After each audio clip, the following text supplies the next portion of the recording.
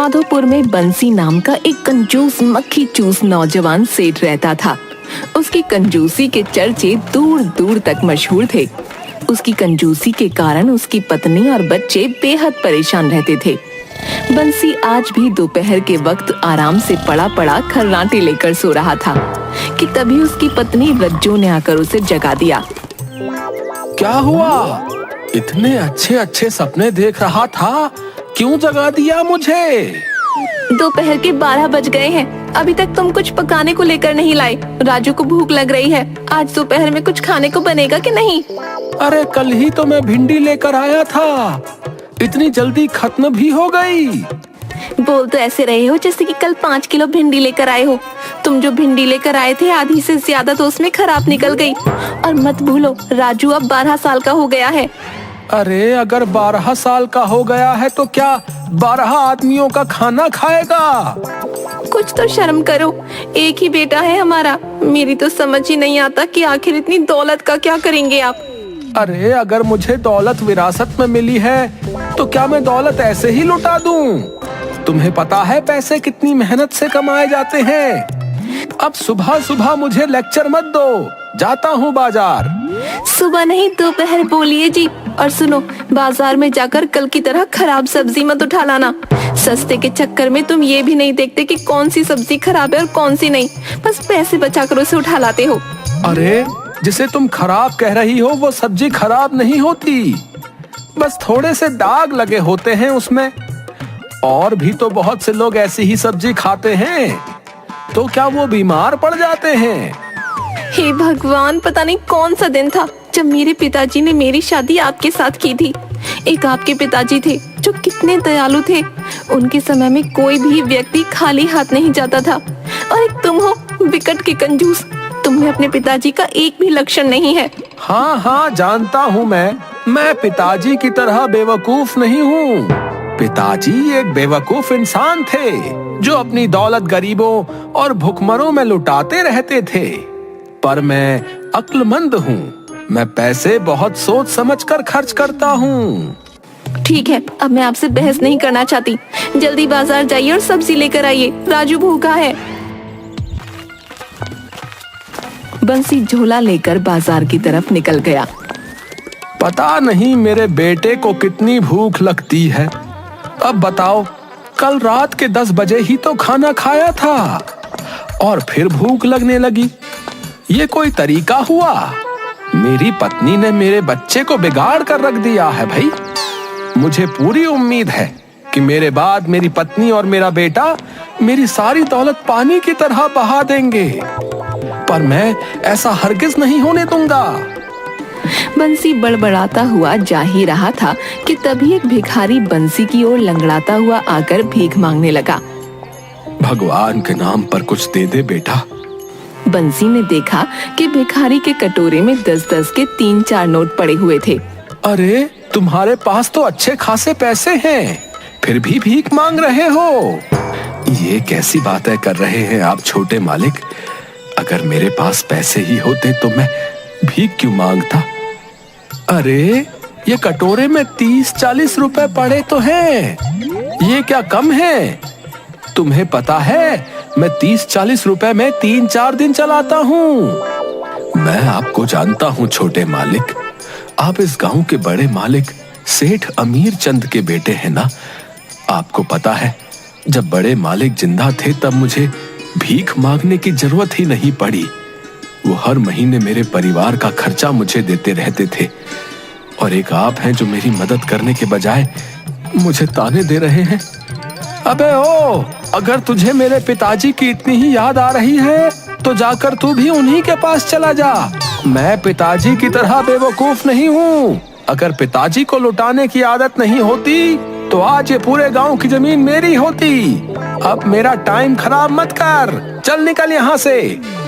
इतना कहकर बंसी गुस्से से आगे बढ़ गया। भिखारी गुस्से से बंसी की ओर देखता हुआ वहां से चला गया।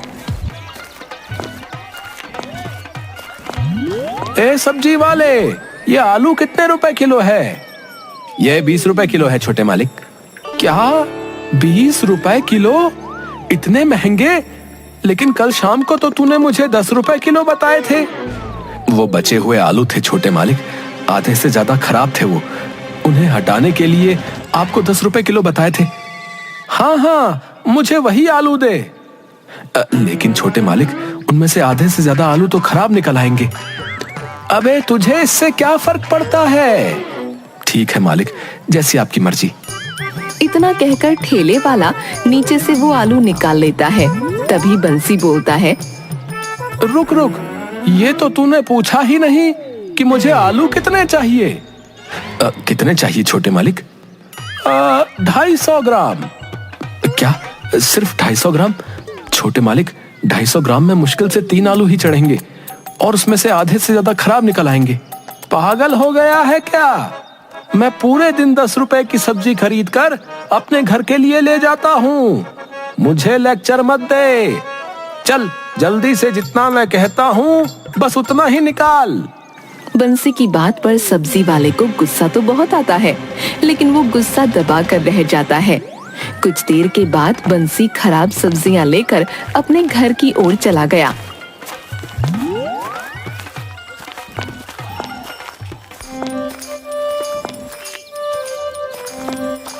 सब्जी देखकर उसकी पत्नी रज्जो का पूरी तरह से मूड खराब हो गया। ये क्या उठा कर ले आई जी? अब तो तुम्हारी कंजूसी मुझसे बर्दाश्त नहीं हो रही। तुमने तो हद ही कर दी। पागल हो गई हो क्या? पूरे 10 रुपए की सब्जी है, इससे तेल भी कम खर्च होगा। 10 रुपए की सब्जी क्यों उठा लाए? 10 रुपए का चाकू खरीद कर हम दोनों के गले काट दो। तुम अकेले ही रहना, तुम्हारे बहुत पैसे बचेंगे। चाकू खरीदने के लिए भी पैसे क्यों खर्च करूं? रसोई में पड़ा तो है ना। हे भगवान, मैं इस आदमी का क्या करूं? जाओ, नहीं बनाऊंगी सब्जी। मैं भी भूखी रहूंगी, तुम्हारा बेटा भी भूखा रहेगा। चलो अच्छा है, कम से कम एक दिन का खाना तो बचेगा। बंसी की बात सुनकर रज्जो पैर पटकती हुई उस खराब सब्जी को बनाने चली गई। बंसी फिर से आराम की नींद सो गया। कुछ दिन ऐसे ही और बीत गए, लेकिन बंसी की कंजूसी दिन पर दिन बढ़ती चली जा रही थी। एक दिन की बात है, रज्जो बंसी से बोली, देखिए जी, राजू के पास जितने भी कपड़े थे सब फट चुके हैं। उसके लिए कुछ नए कपड़े ले आइए। पागल हो क्या? उसके लिए पैसे खर्च करने की क्या जरूरत है? घर में इतनी चादर पड़ी हुई है, उन्हें काट कर दर्जी को दे आओ। नहीं नहीं, दर्जी को मत देना, वो पैसे ले लेगा। तुम तो सिलाई जानती हो ना, खुद सिल लो। पागल हो गए हैं क्या? इतने बड़े सेठ के बेटे होकर ऐसी बात करते हैं। हमारा बेटा राजू क्या घर की पुरानी फटी हुई चादरों के बने कपड़े पहनेगा? आपको नहीं लगता कि उससे कितना मजाक बनेगा उसका? कोई मजाक नहीं बनेगा। मुझे देखो, पिछले 3 साल से यही बनियान और यही पजामा पहना हुआ हूँ। किसी की हिम्मत है कि मुझे कुछ कहे? और राजू के कपड़े मैंने पिछले साल ही तो बनवाए थे। राजू की उम्र बढ़ती हुई है। तुमने जो कपड़े बनवाए थे वो फट भी गए हैं और छोटे भी हो गए हैं। मत भूलो कि राजू अभी बच्चा है। नहीं नहीं, मैं और ज्यादा पैसे खर्च नहीं कर सकता। बंसी की बात सुनकर रज्जो की आंखों से आंसू आ गए। मुझे पूरी उम्मीद है, कल को राजू और मैं बीमार पड़ गए तो तुम हमारी दवाई के लिए भी 1 रुपया नहीं दोगे। अरे, पहले के लोग जब बीमार पड़ते थे तो क्या दवाई से ठीक होते थे? जंगल की जड़ी बूटियां खाकर ही मुफ्त में ठीक हो जाते थे। ये तो आजकल के डॉक्टरों के चोचले हैं पैसे बनाने के लिए। मैं सब जानता हूँ, मुझसे ज्यादा अक्लमंद कोई नहीं है। बस बहुत हो गया, इससे ज्यादा मैं तुम्हें बर्दाश्त नहीं कर सकती। पत्नी होने के नाते तुम्हारी जितनी सेवा करनी थी मैंने कर ली। मैं और मेरा बेटा इस घर में अब एक पल नहीं रह सकते। जा रही हूँ मैं अपने बेटे को लेकर। पड़े रहो अकेले इस घर में। अरे जा रही हो तो जाओ। रज्जो गुस्से से अपने बेटे को लेकर वहाँ से चली गई और बंसी आराम से लेट गया। अच्छा हुआ चले गए दोनों। रोज के हिसाब से मेरे इनके खाने पर ही करीब 50 रुपए खर्च होते थे। 25 के हिसाब से महीने में बनते हैं 750 रुपए और 750 रुपए के हिसाब से साल में बनते हैं 9,000 रुपए। बताओ, हर साल इनके ऊपर 9,000 रुपए का खर्चा करना पड़ता था भाई। बंसी की पत्नी गुस्से से जंगल के रास्ते से राजू को लेकर चली जा रही थी। तभी राजू का पैर फिसल गया और राजू गिर गया। चोट तो नहीं आई बेटा? नहीं माँ। अरे तुम्हारे पैरों में से तो हल्का हल्का खून निकल रहा है। चलो वो सामने एक पेड़ है, वहां बैठकर आराम कर लेते हैं, फिर चलेंगे। रज्जो राजू को लेकर उस पेड़ के नीचे बैठी ही थी कि तभी वहां पर एक साधु भिक्षा मांगने आ गए। ईश्वर के नाम पर बाबा को कुछ दे दे बेटी। क्या बाबा, आप भी किससे मांग रहे हो जिसका पति जिसे एक पैसा भी नहीं देता? रज्जो की बात सुनकर साधु रज्जो को गौर से देखने लगा।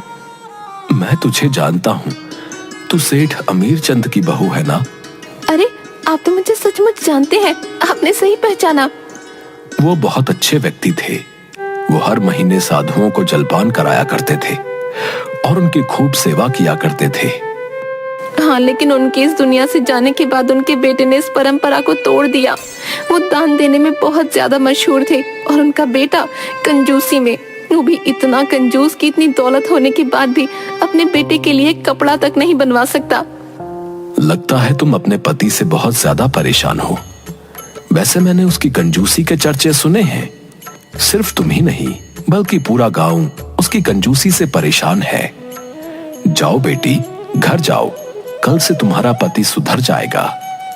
सच में बाबा? साधु ने रहस्यमयी अंदाज में मुस्कुराकर कहा। हाँ, सच में।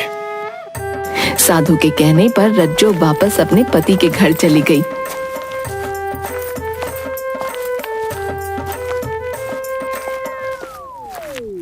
उसका पति बंसी अभी भी सो रहा था। रज्जो भी राजू के साथ सो गई।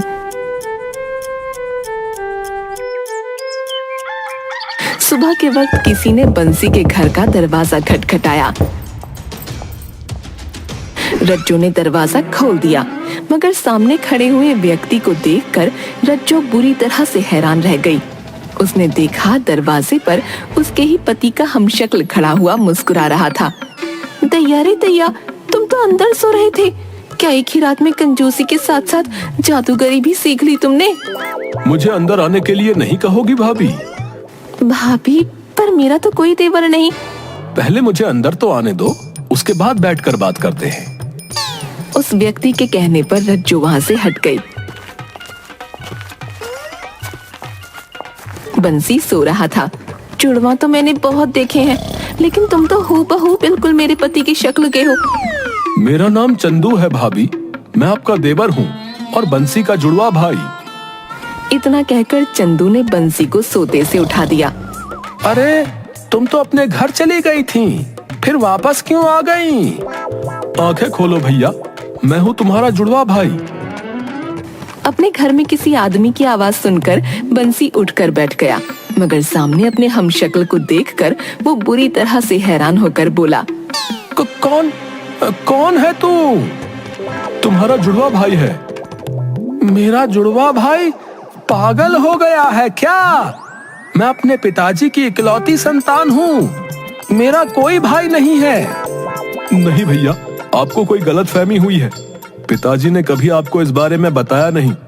पिताजी ने मुझे बचपन से ही यहाँ से अलग रखा था, पर कुछ दिनों पहले ही मुझे पता चला कि पिताजी अपनी सारी जायदाद मेरे नाम कर गए, इसलिए मैं तुरंत दौड़ा चला आया यहाँ।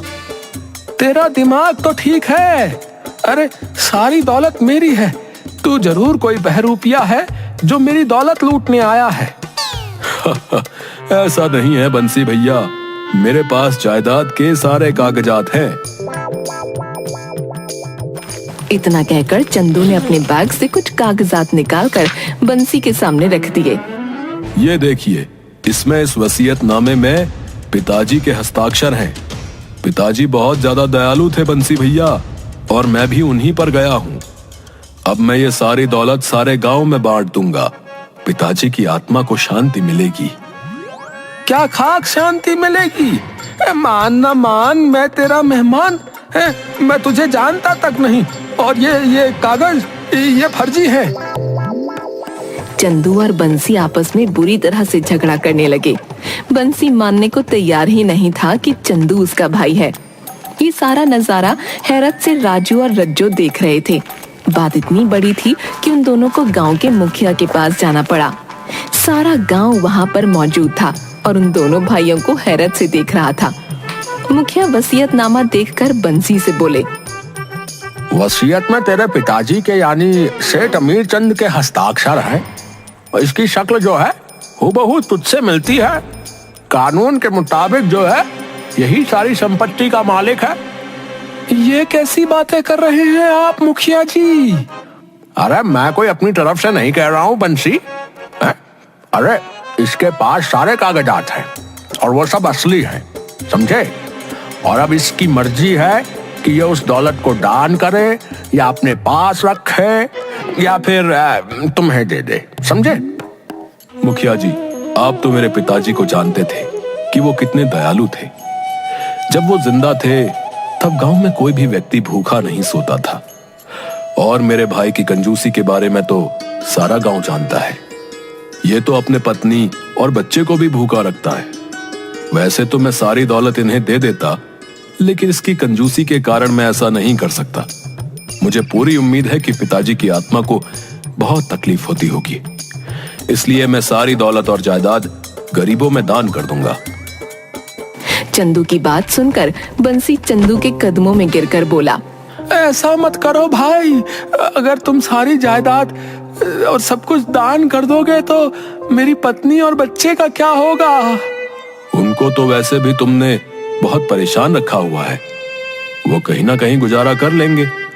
बंसी को अब अपनी कंजूसी का एहसास हो गया और वो दिल ही दिल में बहुत ज्यादा शर्मिंदा होकर बोला, अगर तुम ये जायदाद मेरे पास ही रहने दोगे तो मैं वादा करता हूँ कि मैं भी पिताजी की तरह दयावान बनूंगा और अपनी कंजूसी की आदत को छोड़ दूंगा। बंसी ने इतना बोला ही था कि तभी एक रोशनी हुई, चंदू के चेहरे पर चमकी और देखते ही देखते चंदू उसी साधु में परिवर्तित हो गया जिस साधु से बंसी की पत्नी की मुलाकात हुई थी। ये देखकर बंसी की पत्नी रज्जो हैरत में पड़ गई। तेरी आंखें बता रही हैं कि तुझे अपनी गलती का पश्चाताप है। ये सारा नाटक मैंने तुझे सुधारने के लिए किया था ताकि तेरी आंखें खुल जाएं। रज्जो तुरंत साधु के पैरों पर गिरकर बोली, साधु महाराज, मुझे नहीं मालूम था कि आप इतने पहुंचे हुए साधु हैं। मैं कोई मामूली साधु नहीं हूँ बेटी, बल्कि मायावी साधु हूँ। तेरी आंखों की उदासी मुझसे उस वक्त देखी नहीं गई। मैं वादा करता हूँ साधु महाराज कि अब मैं कभी भी कंजूसी नहीं करूंगा, हाँ, और अपने पिताजी की तरह बनकर दिखाऊंगा। बंसी की बात सुनकर साधु मुस्कुराता हुआ वहां से गायब हो गया और उस दिन के बाद से बंसी अपने पिताजी की तरह दयावान हो गया और उसकी कंजूसी की आदत खत्म हो गई।